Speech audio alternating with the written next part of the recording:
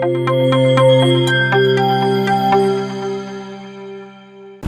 சரணம். இணையத்தால் இணைய மீதைங்களுக்கு வணக்கம். திருமண தாமதத்துக்கு என்ன காரணம் அப்படிங்கிறத பார்க்கலாம். மெயினாக நிறைய ஜாதகங்களை ஆய்வு பண்ணும்போது அதில் பெருவாரியான மெயின் ரீசன் என்னவாக இருக்குது அப்படின்னா, 7ஆம் அதிபதியோட 11ஆம் அதிபதி தொடர்பு இருக்கும்போது திருமண தாமதங்கிறது எல்லாருக்கும் ஏற்படுது.